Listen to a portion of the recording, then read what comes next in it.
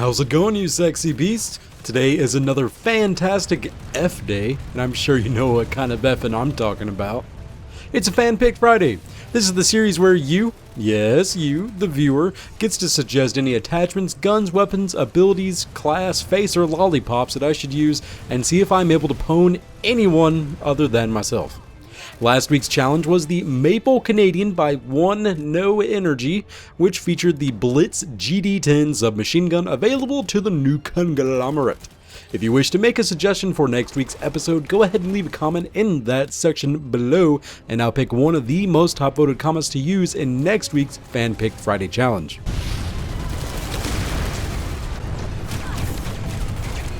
For today though, we're rocking out the newly added M1 Trap Scout Rifle available to the Terran Republic, and it comes in the form of HP McDougle's experimental weapon test subject. He states, "Congratulations soldiers, you have just volunteered to field a new experimental rifle which has yet to be tested in combat. The weapon you carry is highly accurate and boasts multiple burst fire settings. The task you have been issued is as follows. Ambush unsuspecting rebel and zealot soldiers and deliver swift Terran justice. Data will be transmitted back to Terran High Command after each successful mission."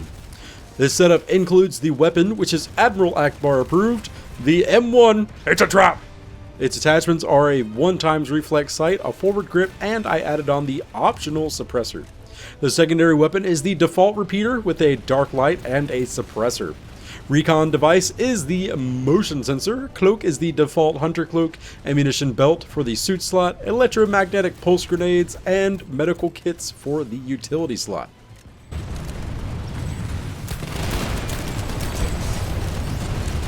Thank you for the setup, Mr. HP McDoogle, and also thanks for letting me know to prepare my noose.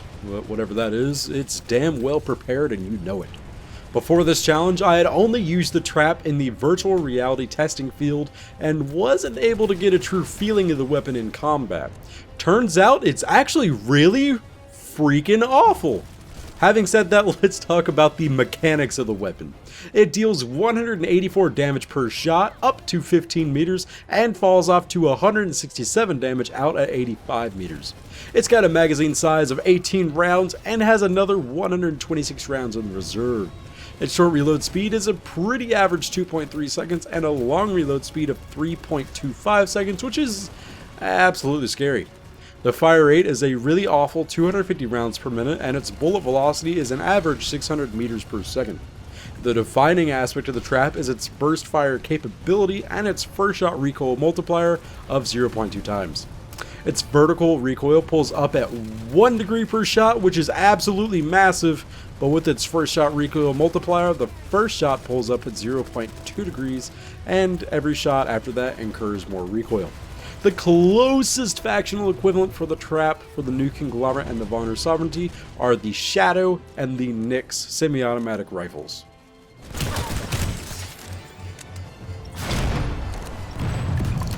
So this weapon is really neat. It's practically a semi-automatic sniper rifle, since each pull of the trigger deals 184 damage twice, so 368 damage in total.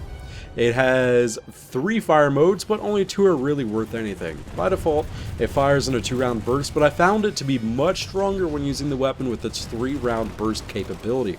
When I had it set to 3-round bursts, I was able to pop domes so easily, since it would deal a total of 552 damage per trigger pull, and with the headshot damage multiplier, it would just annihilate the crap out of people. When I was first learning to be an experimental weapon test subject, my KDR was a pretty flat 2.0. Once I learned that my weapon was pretty terrible and based my playstyle around that, my KDR was a pretty solid 4.0. The 2-round burst is very potent when fighting targets at nearly 30 to 60 meters, but anything closer, the 3-round burst was pretty much a necessity.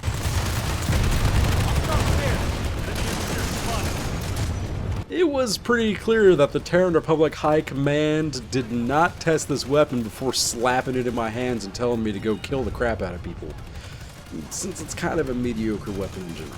But that didn't make it any less fun for me to use. Having that ability to one-shot people, technically, with a 3-round burst in the head, made me quickly become a headhunter. Typically, I just aim center mass and let my weapon do the rest of the talking, but the trap is only competitive if you're consistently landing headshots. There were far too many times that I would run toe-to-toe with an enemy heavy assault with max nanoweave armor and would pour an entire magazine into him just to have him either murder the living daylights out of me or run away while I'm stuck in a long reload. It was absolutely insane pouring a full magazine at the heart of an enemy and them just walking away. That occurrence happened to me about 7 times in total, so I'm not sure if it's just a bug with the latest patch. This weapon damage is awful, I don't know friend from foe, I can't aim, or if my opponents were just hella meaty. Generator prepared. Overall, this setup was super frustrating starting out, but quickly became enjoyable later on. It's kind of like playing with the close-range bolt-action sniper rifle, where the kills are really gratifying, but the deaths are extremely right-inducing! I can't imagine using the M1 crap without a suppressor, as you'd just get pick off way before you're actually able to hurt any enemies. Once I was able to throw down a motion sensor and had clear lines of engagement, using the trap to pick off enemies extremely quick without them reacting was rather neat. If you are wanting to run this setup seriously, there's not much else I can suggest to swap out. For the M1 crap, I'd much prefer a 2x reflex sight, or maybe even a 3.4 times just to get some range on the gun. Only thing else would be to slap a laser sight on the repeater, and you'd be good to go. The motion sensor is just far too good to not use with this type of setup, and the ammunition belt is perfect for how quickly this weapon pours through ammo, just like the pistol. The EMP grenades I'm not so sure about. I like pretty much reducing my opponent's effective health by half, but I really wish that enemies hit by the detonation would yield you an assist when your teammates would take them out.